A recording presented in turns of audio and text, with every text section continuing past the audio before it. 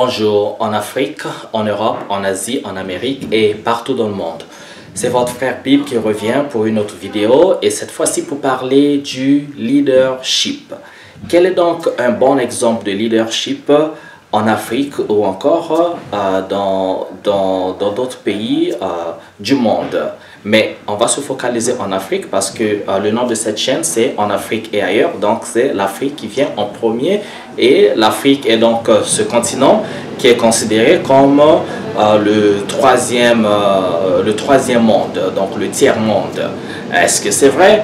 Je n'en sais absolument rien, mais je pense que c'est le continent de l'avenir, c'est le continent de l'espoir du monde. Alors, quels sont donc des exemples de leadership? Aujourd'hui, nous avons vu et nous savons tous qu'en Afrique, nous avons eu un très bon nombre de bons leaders qui, malheureusement, n'ont pas mis long feu. Tout le temps qu'on a eu un bon leader en Afrique et qui a eu une vision pour le continent africain, une vision pour sa nation, eh bien, ce leader finissait toujours soit assassiné, soit exilé.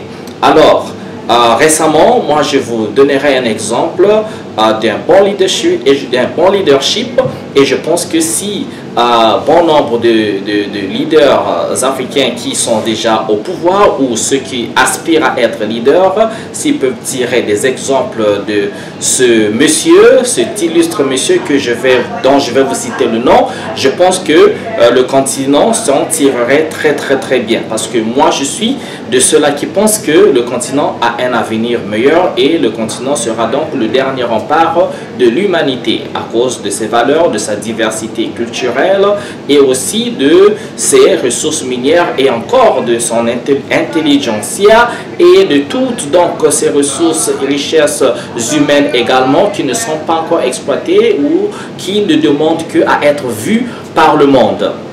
Alors, parmi les exemples, on connaît des grands noms comme on citerait qui Thomas Sankara par exemple du Burkina Faso, les gens connaissent Nelson Mandela de l'Afrique du Sud, bien sûr, Thomas Sankara du Burkina Faso, on a eu Kwame Nkrumah du Ghana, on a eu Sékou Touré de la Guinée, on a eu Samora Moses Machel du Mozambique, on a eu plein d'exemples, Steve Mbiko ou Nyupe du Cameroun, on a eu bien sûr Winnie Mandela, on ne va pas exclure les femmes, il y a eu plein de leadership, mais l'exemple que je vais vous citer en dernier, c'est donc ce monsieur qu'on appelle Magufuli. Donc cet illustre monsieur qu'on appelle Magufuli fut le président de la Tanzanie et il est décédé, je pense qu'il y a à peu près 2 ans ou 3 années comme ça. Ok, excusez-moi, je n'ai pas la date exacte, mais je pense que ça remonte à peu près 2 à 3 ans maintenant. Ok, so Magufuli fut un exemple, un leader de son pays, mais un leader qui a dirigé son pays en exemple. Parce que on dit que un leader, c'est celui-là qui, bien sûr, mène ses troupes, mais de l'avant, pas de l'arrière, mais de l'avant. Donc, c'était ce monsieur Magufuli. Il a fait à peu près 5 ans au pouvoir et 5 ans et quelques poussières. C'est juste dans ces poussières qu'il trouva la mort. Et moi, je ne vais pas commenter sur comment il est décédé. Par contre, je vais parler du travail qu'il a fait en Tanzanie pour donner un exemple et aussi développer son pays avec la vision qu'il s'était donc forgée.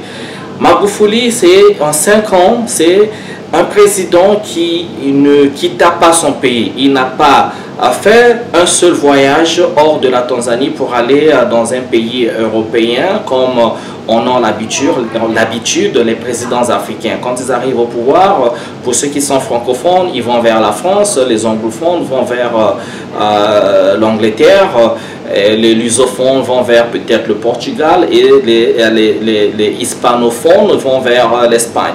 Donc selon le pays européen qui vous a colonisé, donc il court donc rendre compte au maître, ou encore voilà, c'est toujours aller vers le Fonds monétaire international, emprunter de l'argent, ou encore dorer leur image, voilà, se faire passer pour des anges ou des vrais qui vont tenir les rênes de leur pouvoir avec exemple, mais ce n'est toujours pas le cas. Et Magufuli, c'est quelqu'un qui s'est dit qu'il n'avait pas besoin de sortir de son pays, il n'avait pas besoin d'aller vers l'Europe, il pouvait rester chez lui en Tanzanie et développer son pays parce qu'il trouva que c'était bien possible. C'est quelqu'un, c'était un homme de terrain. Quand il y avait des travaux à faire, par exemple, dans la ville, c'est quelqu'un qui descendait sur le terrain, qui donnait l'exemple. Donc, il tenait la pelle ou la houe pour travailler, pour lancer donc les travaux. Se salissait les mains, se salissait les habits pour donner l'exemple. Parce qu'on sait bien que il n'y a pas de mauvais peuple, mais il n'y a que de mauvais leaders. Et que le peuple se tourne toujours vers le haut pour regarder ce que fait le leader. Quand le leader brille, par exemple, le peuple ne fera que ce que le leader fera. C'est comme un père de famille. Si vous avez votre père dans la maison, vous avez un papa qui est voyou, un papa qui est irresponsable, qui ne brille pas par exemple, qui ne vous inspire pas, eh bien, il y a de fortes chances que les enfants soient aussi voyous, soit l'image, cette réflexion de leur père ou de leurs parents. Donc, une nation, c'est un peu la même chose. Si vous avez une nation où la corruption sévit et que le haut regarde sans rien faire, sans implémenter des programmes de lutte contre la corruption, eh bien, le peuple ne pourra rien faire, le peuple fera que ce que la tête fait. Et c'est pareil un peu dans tous les domaines. S'il n'y a pas cette force-là, cet engouement-là, cette envie de développer le pays, cette envie de diriger le peuple, alors le peuple, c'est un peuple qui va sans guide, un peuple qui va au ravin. Ok, donc Magufuli, c'est quelqu'un qui avait compris ça. Il disait, il va développer la Tanzanie en utilisant les ressources de son pays. Et donc, c'est quelqu'un de terrain, il partait dans les hôpitaux, il avait même pu virer une fois le directeur d'un centre hospitalier parce que quand il avait fait une visite surprise dans cet hôpital, il avait trouvé donc un hôpital, des salles en état de délabrement, des matelas qui n'existaient pas, un équipement qui était vieilli, un équipement qui ne permettait pas donc de soigner les malades, ou encore des conditions qui ne permettaient pas donc d'offrir la bonne santé aux patients. Alors, il avait viré le directeur tout de suite et il a donné un délai au personnel de réparer les machines qui étaient non fonctionnelles, et il leur donnait un délai de 3 semaines, mais les gars réussissaient à réparer les machines en 3 jours parce qu'il y avait toujours un budget voté pour tel ou tel département. Alors, si le budget ne répondait pas ou les gens n'arrivaient pas à refléter donc le budget voté, alors il y avait bien un problème, donc problème de corruption. Donc lui, c'était ça, il disait très clairement que si le budget, l'argent n'est pas utilisé à bon escient, eh bien le personnel sera viré, ou encore se connaîtrait donc la justice de son pays, et ce qui est tout à fait normal, n'est-ce pas? Et autre chose qu'il faisait, il avait compris que être ministre, être responsable d'une nation ou être politicien ne veut pas dire devenir riche. Ok, on est politicien parce qu'on veut justement se mettre au service de la nation, au service du peuple. C'est tout. On ne devient pas politicien pour pouvoir s'enrichir, et donc lui, il pensait que si un politicien ou celui qui tenait un poste donné avait un salaire, cela suffisait. Il ne voyait aucune importance des primes, il ne voyait aucune importance d'envoyer une délégation à l'étranger, par exemple. On a vu dans beaucoup de cas des pays africains, quand le président se déplaçait ou le premier ministre se déplaçait en voyage, ils emmenaient avec eux une pléthore, une délégation composée de plusieurs personnes dont on ne comprend toujours pas l'utilité. Donc les gens profitaient avec l'argent du contribuable pour s'offrir des vacances gratuites. Donc lui disait que s'il y avait donc besoin d'aller à l'étranger pour une conférence, un symposium ou représenter son pays, il devait donc se tenir à son ambassadeur, où il devait donc former une délégation, non pas de 50 personnes, mais de 4 personnes, comme il avait d'ailleurs fait. Alors, une délégation qui devait être composée une fois de 50 personnes, il avait coupé à 4 personnes parce que chacun devait donc respecter son rôle, sa fonction et le but pour lequel la personne partait donc faire cette rencontre à l'étranger. Et cela permettait tout simplement de diminuer les dépenses et augmenter donc le budget de fonctionnalité. Et donc le budget national pour construire des routes. Il a fait de son mieux pour construire des routes, construire des écoles, aménager donc la ville, rendre la ville propre, implémenter donc construire des hôpitaux, des écoles, pour faire un programme éducatif parce que nous savons très bien que sans éducation, il n'y a pas d'avenir pour une nation. Donc il faudrait qu'une nation ait donc une académie, une université ou des universités d'élite qui forment des élites dans tous les domaines, et ce n'est que de cette façon qu'on peut garantir l'avenir d'une nation. Il faut former donc des érudits, donc des intellectuels, mais pas seulement des intellectuels, mais tous les hommes qui devaient donc être capables d'être excellents dans leur domaine, et que cela devait être relayé donc à la formation de la jeune génération qui représente donc le futur d'une nation.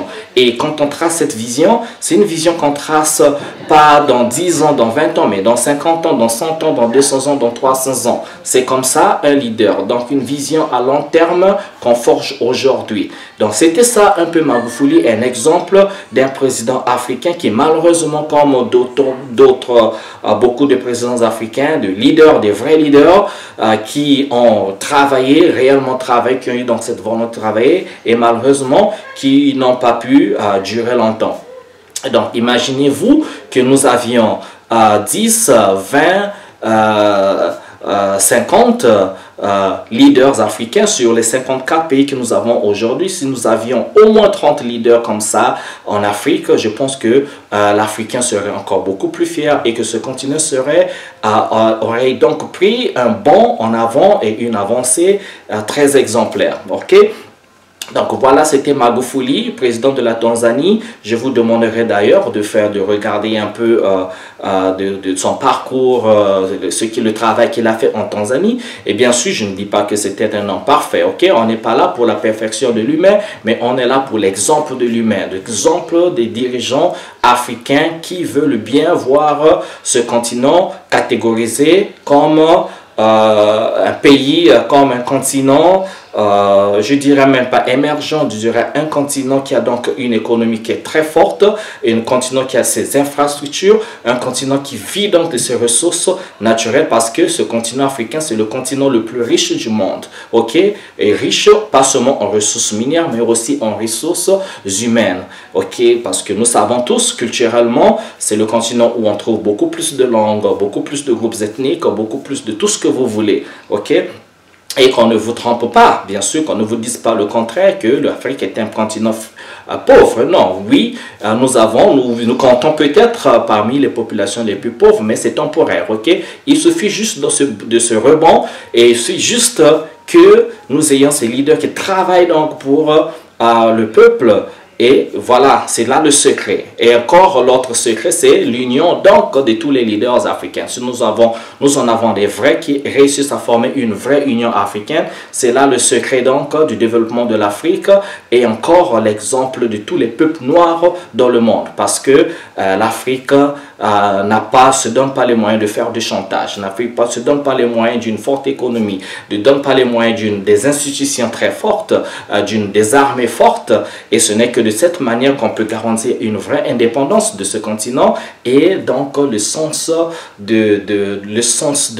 d'un soi épanoui, d'un soi libre, expressif. Et encore, pour finir, en revenir encore sur Magufuli, ce que je trouvais de bien, c'est que il réussissait à déterminer quel salaire un ministre devait toucher, un responsable politique devait toucher pour lui permettre de vivre. Et bien sûr, en diminuant les dépenses et en augmentant les budgets, le budget national, c'est ce qui lui permettre donc à accomplir sa vision. Et en 5 ans, il a réussi à faire ce que nombre de présidents africains qui n'ont pas pu faire en 30 ans de pouvoir. Merci, c'était donc votre frère Bib dans ma série En Afrique et ailleurs. N'hésitez pas de laisser un commentaire et de donner un exemple d'un autre leader africain que vous connaissez, vous, qui a travaillé pour son peuple. Et encore, laissez un j'aime, une pouce, parce qu'on veut bien que nombreux d'entre nous passent des messages de ce genre, parce qu'on a besoin d'une vraie conscience africaine. Et l'Afrique ne compte que sur ses populations, sur sa jeunesse, sur tout le monde, femmes et hommes et enfants, pour bâtir ce continent, pour bâtir les nations africaines avec fierté. Merci de m'avoir écouté. Je vous souhaite bien le bonheur chez vous. On se retrouve à la prochaine vidéo. Merci. Ciao, ciao.